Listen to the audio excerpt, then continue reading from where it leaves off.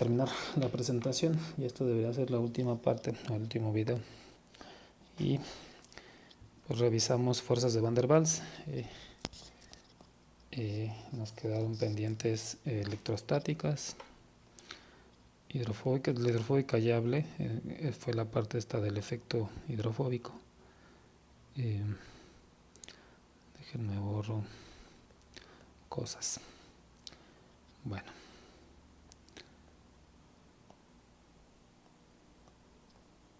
vamos a regresar aquí. Las interacciones electrostáticas. Aquí está una representación de dos residuos de aminoácidos, el glutámico y la arginina.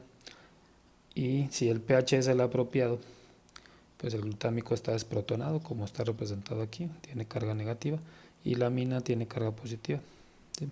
Entonces ellos pueden interactuar, son cargas verdaderas, y ellos pueden interactuar y le vamos a llamar enlace electrostático, ¿sí? No es este de aquí porque este es ion dipolo, ¿sí? Aquí sí son cargas verdaderas e interactúan. Hay aplicaciones de purificación de biomoléculas que están basados en este principio de interacciones electrostáticas.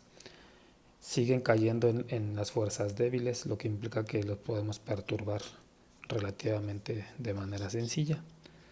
Aquí, por ejemplo, en este caso, pensemos que el pH es 7 originalmente, y hacemos el carboxilo está desprotonado, la amina está protonada, interactúan.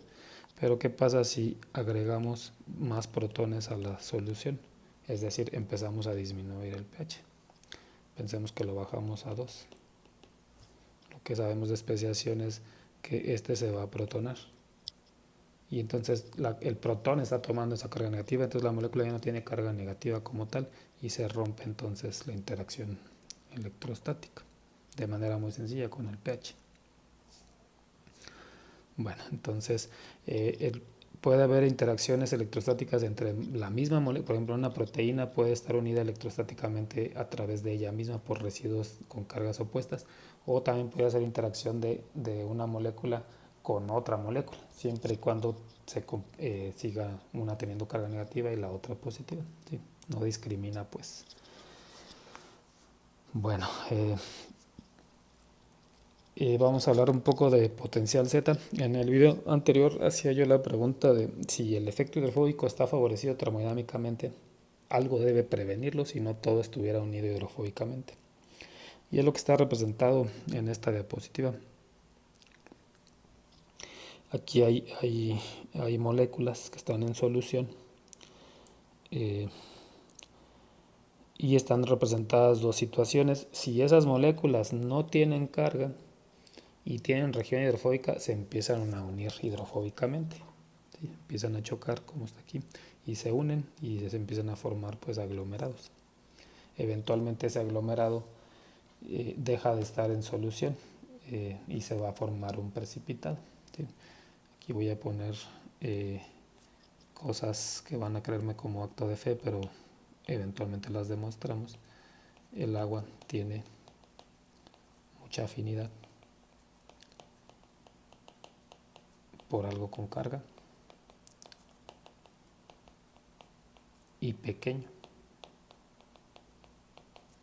¿sí? Entonces el agua no tiene mucha afinidad si algo no tiene carga, y si es grande tampoco lo tiene. Entonces, aun cuando pudieras tener, como está aquí, dos moléculas unidas, el agua las puede seguir disolviendo y tú vas a ver que no pasa nada. Pero conforme se empiezan a unir más y más y se forman aglomerados más grandes, eventualmente el agua es de yo ya no quiero disolverte y se precipita, se forma un sólido, ¿sí? Bueno, entonces lo que está representado a la izquierda es la acción del efecto hidrofóbico,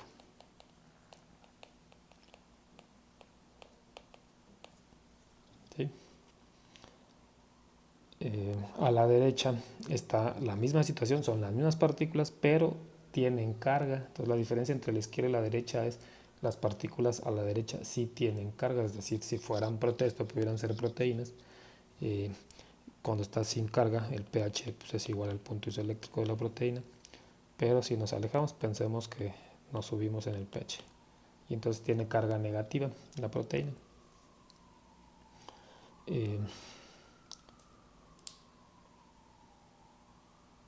Y lo que está representado aquí es entonces todas las moléculas tienen carga negativa y no se pueden unir electrostáticamente, hay una repulsión, ¿sí? Entonces todas tendrían carga negativa y es lo que está representado aquí, una repulsión, no se quieren unir porque tienen la misma carga, ¿sí?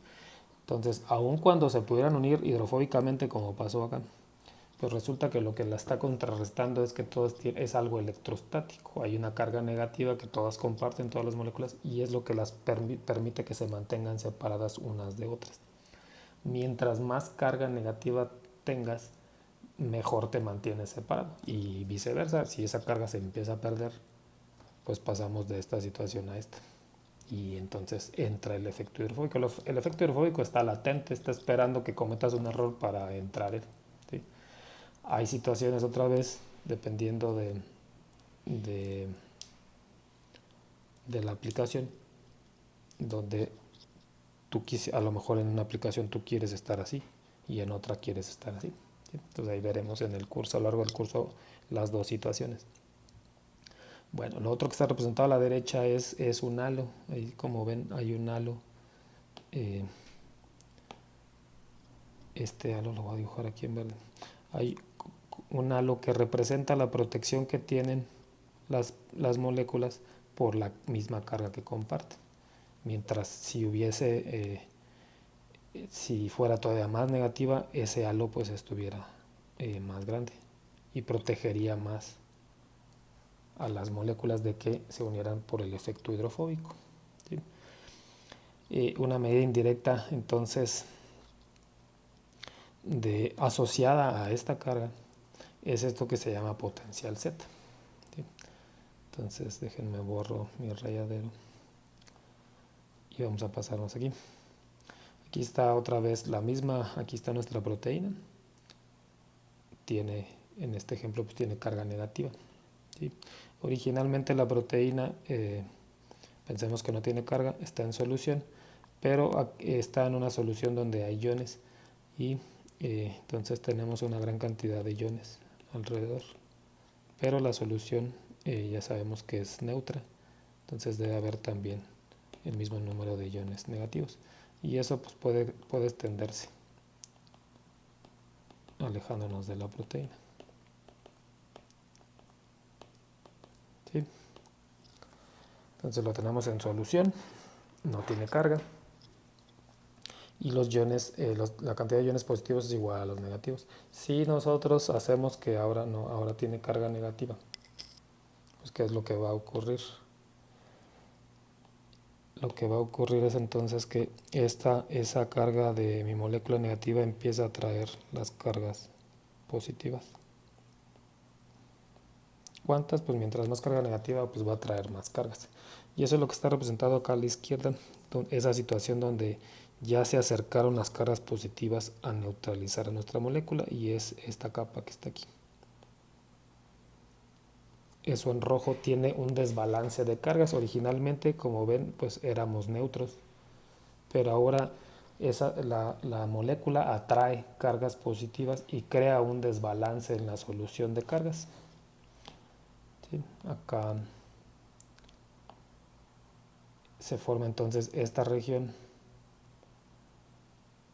Aquí hay más cargas negativas que positivas, porque perdiste cargas positivas que están en la capa en rojo, ¿sí? Si te sales mucho, llegas otra vez al seno de la solución, donde las cargas negativas y positivas pues son exactamente el mismo número. Entonces, la carga que tú impartiste en tu molécula, en este caso carga negativa, atrae cierto número de cargas positivas para neutralizarse y crea un desbalance en la solución, pero no lo hace eternamente, nada más hay una región donde hay un desbalance. Ese desbalance pues crea un voltaje, ¿sí? Ese voltaje que está representado aquí como esta línea, esa diferencia en esa región hay una diferencia de cargas, pues se le llama potencial Z. Entonces, no es una medida directa de la carga de tu proteína o de tu molécula, pero sí la está generando ella, ¿sí? Y pues se comparte lo mismo. En este caso el potencial Z pues es negativo porque tu molécula es negativa. Pudiera ser al revés, que tu molécula fuera positiva y entonces tu potencial Z es positivo. El halo que estaba representado acá, este halo de protección, es el halo de desbalance, ¿sí? Y mientras más desbalance haya, pues el halo va a estar más grande. Y viceversa, si la carga empieza a desaparecer, si disminuye la carga negativa en la molécula, el halo se va haciendo más pequeño. Y en algún momento pues pudiéramos llegar a esta situación. Como digo, hay situaciones donde quiero que se unan, hay otras donde no quiero, ¿sí? El cuerpo funciona aquí. De nada les sirven que se unan las proteínas y se precipiten, ¿sí? Si eso pasara, imagínense en la sangre y se empezaran a unir las proteínas o los glóbulos rojos o lo que fuera, eventualmente pues, nos vamos a morir de un coágulo. Va a dejar de fluir sangre. Y eso pensando en la sangre, pero pues todas las células funcionan a base de proteínas. Necesitan estar como partículas o moléculas individuales, no pueden estar unidas, ¿sí? Entonces es a través del potencial Z que se previene el efecto hidrofóbico. ¿Qué más mentiras puedo decir? En el caso de la leche, lo que comentaba de los glóbulos de grasa, esos glóbulos de grasa también deben tener una carga que los esté estabilizando, ¿sí? Entonces no importa qué sea esa molécula, siempre te va a cumplir lo del potencial Z. Y es lo que está contrarrestando al efecto hidrofóbico. Bueno, como ya dije, aquí en esta región pues se creó un desbalance. ¿Qué sucede si agregamos más cargas? Entonces estoy viendo tenemos esta situación, tenemos nuestros halos, pero ¿qué pasa si yo meto más cargas negativas y positivas al sistema? Lo que va a pasar es que el halo va a empezar a desaparecer, se va a hacer más pequeño. ¿Por qué? Porque como yo agrego más cargas, esta región donde digo que hay un desbalance, esta de aquí, pues se va a hacer más pequeña, porque entran más iones de acá que yo estoy agregando positivos y balancean esta región más, ¿sí? Déjenme borro que hay un rayadero aquí. Entonces yo agrego más iones positivos, tenía ese desbalance, también agrego pues negativos. ¿Qué es lo que pasa? Que estos se vienen aquí y entonces el halo ya no está aquí, el halo se va a venir más hacia acá. Y si agregas más iones, pues más hacia acá. Entonces hay dos formas de reducir el potencial Z o la protección. Una es adicionar iones, si es lo que persigues, favorecer el efecto hidrofóbico.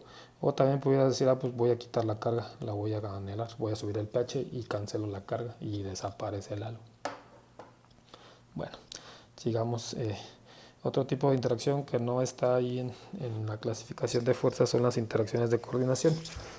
Y son muy importantes en el cuerpo. Muchas de las cosas funcionan de acuerdo a... En nuestros cuerpos funcionan por las interacciones de coordinación. Estos son diferentes a las que hemos visto. Aquí participa un metal de transición. Entonces la M, esa M que está representada ahí, es un metal de transición.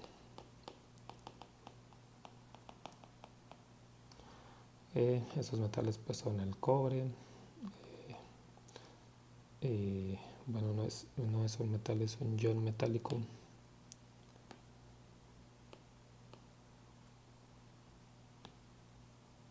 Es un ion metálico de transición, que puede ser cobre, níquel, cobalto, etcétera, todo lo que sea de transición, o los que están en la tabla periódica como metales de transición, pero como iones. ¿Qué sucede con esos iones de metales de transición? Lo que ocurre con ellos es que se generan orbitales por la teoría esta de hibridación del orbital, y resulta que ellos tienen orbitales vacíos, es decir, tengo un ion cobre en solución y él tiene orbitales vacíos.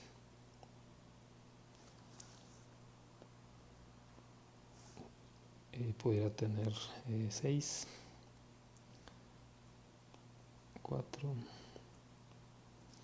de acuerdo a cómo ocurra la hibridización. Entonces resulta, por eso le llama de transición esencialmente, no son metales tal cual verdaderos, por esta característica. Entonces, ¿qué es lo que ocurre? Que hay orbitales pero no hay electrones.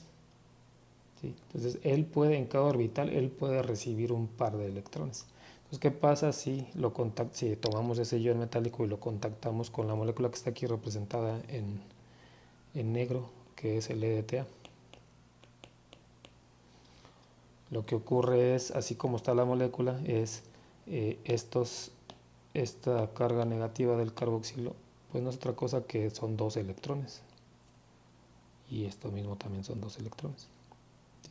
Entonces, si este es nuestro ion metálico, y aquí está un orbital vacío, pues estos 2 electrones ocupan este espacio. Y se forma un enlace de coordinación.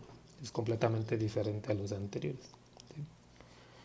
El nitrógeno, como saben, pues también le sobran 2 electrones. Y puede entonces unirse al metal a través de ese orbital vacío.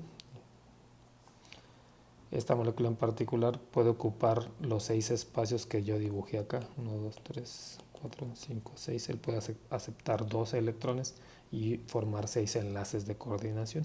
¿Sí? Entonces, ¿qué es lo que está representado aquí? Este DTA, a toda la molécula que le sobran electrones y puede participar en enlaces de coordinación, se le llama quelatante. También he escuchado que le dicen quelante.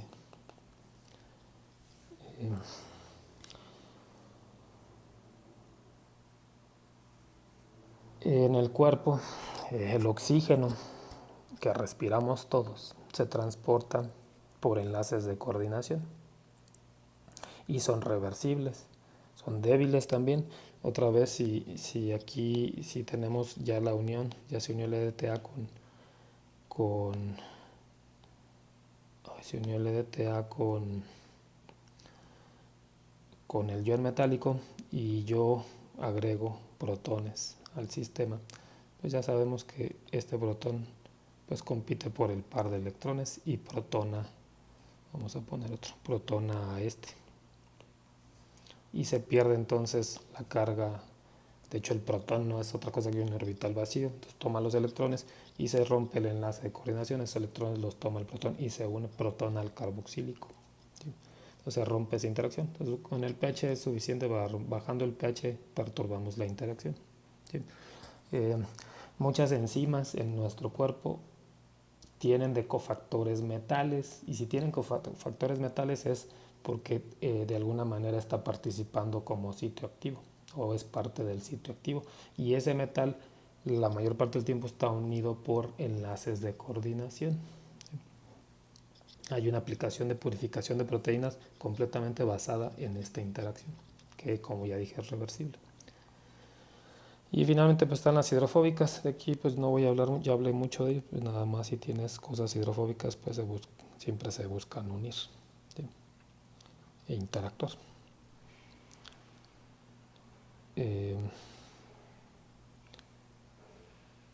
Finalmente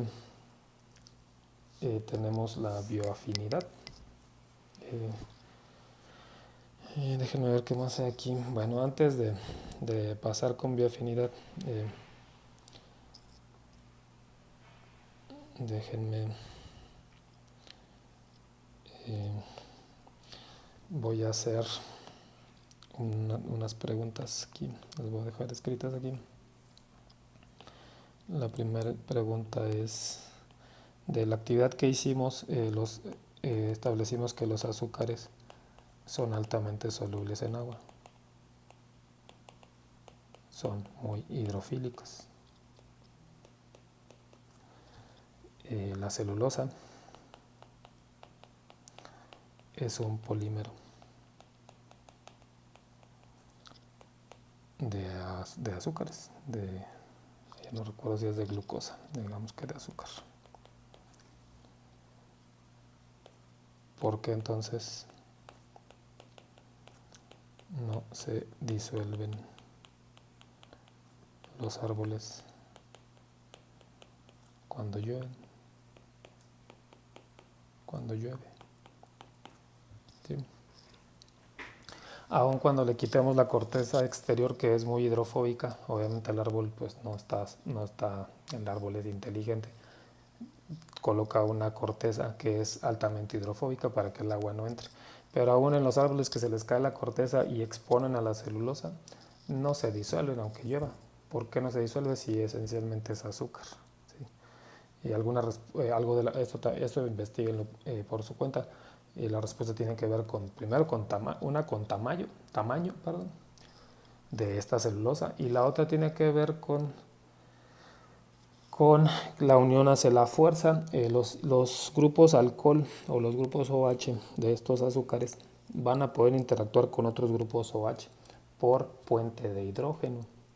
Aun cuando la interacción es débil individualmente, si tienes una molécula pero forma 10 puentes de hidrógeno con otra, esa unión es fuertísima, llega a ser parecida a la covalente, ¿sí? Aun cuando son débiles, ¿sí? Entonces a eso me refería con que la unión hace la fuerza. Entonces traten de responder esta pregunta, es común que la pregunten en el examen. ¿Por qué no se disuelven los árboles?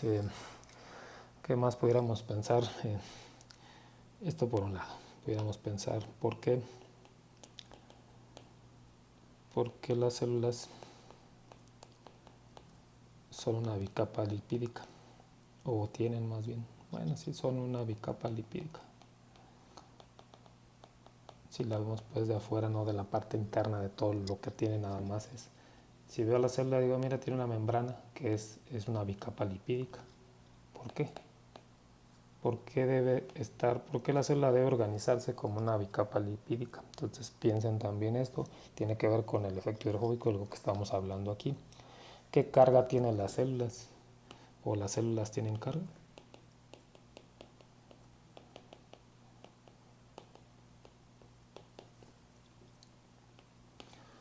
Sí. Desde el punto, bueno, estas son otras dos preguntas. Otra pregunta, como saben, hay proteínas que están inmersas en esa bicapa lipídica. Entonces, desde el punto de vista de lo que hemos aprendido aquí de hidrofobicidad e hidrofilicidad, ¿qué debe cumplirse con esas proteínas que pueden moverse a través de la membrana lipídica? Entonces vamos a ponerlo aquí general. ¿Qué características tienen las proteínas que sean proteínas de membrana, que son las que pueden desplazarse por la capa lipídica? Y pues a lo mismo es pues, qué características tienen las proteínas que no son de membrana, las que están en solución. ¿Sí? Entonces ahí tienen esas preguntas para que piensen y les haga más sentido lo que hemos aprendido. Todo tiene que ver con el efecto hidrofóbico, o la mayoría, y con la unión hacia la fuerza. Bueno, vamos a continuar entonces aquí. Ya esto es lo último de la presentación, si mal no recuerdo. Aquí está una pregunta: ¿cómo representamos a una enzima trabajando? Lo común, seguramente así aprendieron en su curso de cinética enzimática, es la enzima, pues tiene esa forma y entra el sustrato y encajan los dos aquí, y luego ya posteriormente pues se forman productos y la proteína la enzima deja salir a los productos acá, ¿sí? Y si pudiéramos sabemos que puede haber inhibición, donde otra molécula diferente a esta compite por la unión y ya no deja que esta entre, ya se bloquea este proceso. La pregunta es, bueno, estas son las representaciones que hacemos. También representamos el anticuerpo y antígeno así. Tenemos, pues mira, el anticuerpo tiene una forma de Y y tiene dos sitios de unión al antígeno, y pues lo representamos así, mira, tiene esta forma. y entonces el antígeno pues debe tener la misma para que se reconozcan y se unan. Este pues no tiene la forma y no se va a unir, ¿sí? Entonces representamos visualmente las cosas de esta manera. La pregunta es, ¿qué diablos está pasando en ese reconocimiento o en esa interacción? En este caso entre el anticuerpo y el antígeno, o acá entre la enzima y el sustrato o el inhibidor. ¿Qué está pasando? ¿Sí?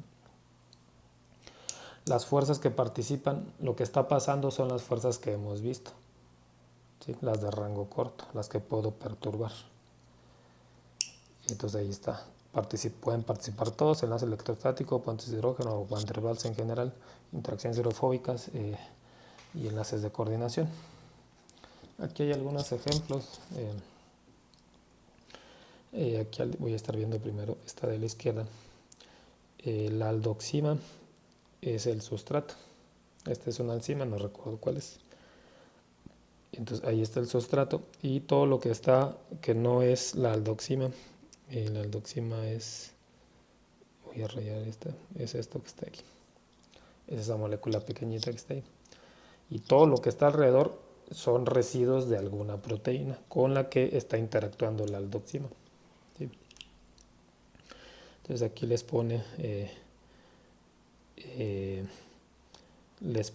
estas dos interacciones que son puentes de hidrógeno que están interactuando con esta región de la aldoxima. Entonces aquí hay dos uniones nada más. Adicionalmente, la proteína tiene un ion metálico, aquí está el hierro, que es un metal de transición, un ion metálico de transición, y puede formar entonces, aquí se alcanza a medio ver otra interacción, que este es un enlace de coordinación. Entonces la enzima o la proteína se está uniendo con esa molécula aldoxima que es su sustrato a través de tres uniones, dos puentes de hidrógeno y un enlace de coordinación, ¿sí? Acá a la derecha, vamos a ver esta figura, aquí está el óxido nítrico, ¿sí?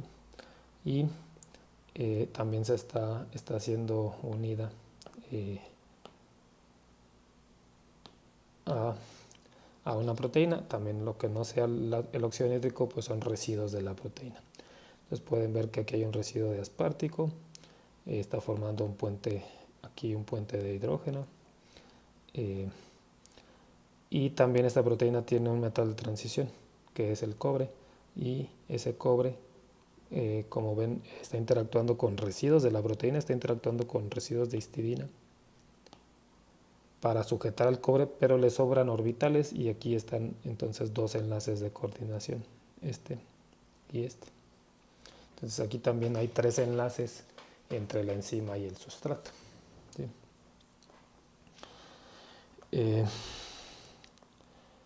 Voy a regresar a esta diapositiva. Si la reacción no tuviera un inhibidor, nunca se detuviera, en el sentido de si por ejemplo esto es glucosa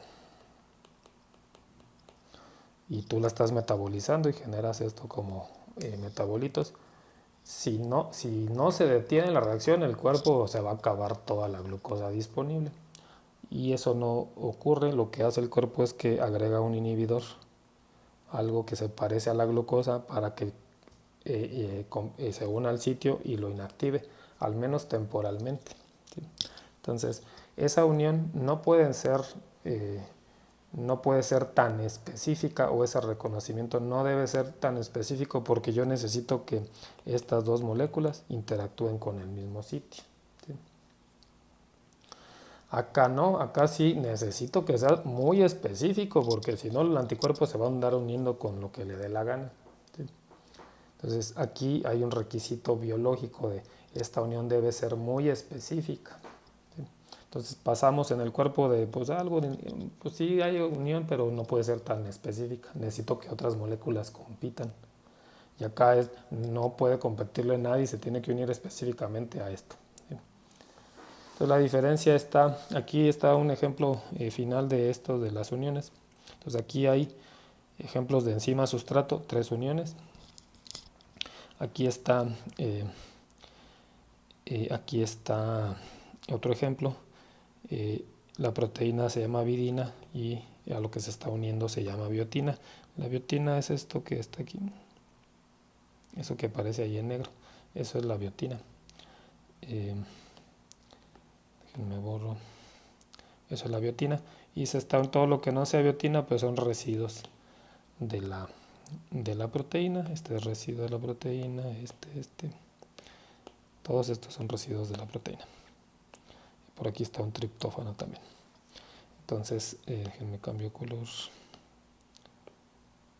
Entonces, y aquí ya están los enlaces. Pueden ver que aquí hay puentes de hidrógeno.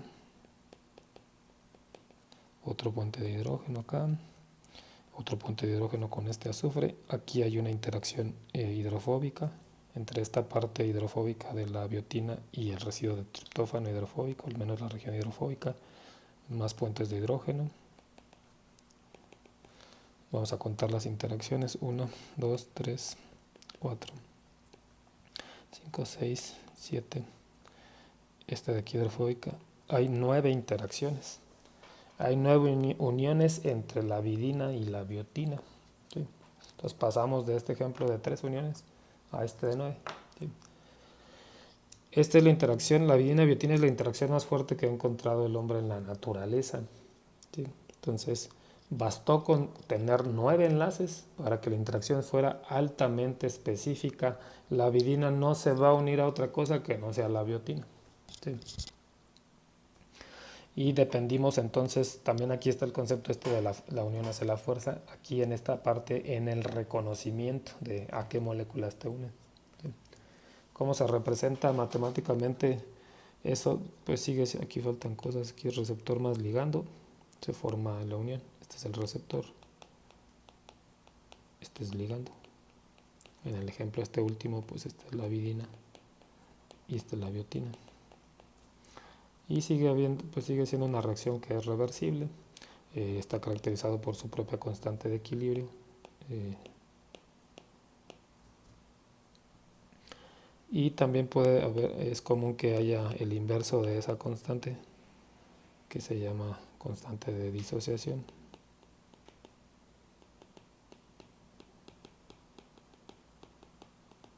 Que no es otra cosa que el inverso de Ka. ¿Sí? Aquí en la tabla hay valores de constante de disociación para varios pares de receptor ligando. Aquí está anticuerpo antígeno, aquí está el que veíamos avidina biotina y ahí hay algunos otros. Aquí así como está, la tabla reporta estos valores. Mientras más pequeño sea el valor, pues es porque el denominador es grande. ¿Sí? Entonces está más unido, hay más reconocimiento hacia la unión. Entonces mientras más pequeño KD, más está desplazada la reacción hacia la derecha, hacia el producto. Y como ven, el valor más pequeño de esta tabla es 10 a la menos 15. ¿Sí? El anticuerpo antígeno, que es altamente específico, tiene valores más pequeños, como ven acá.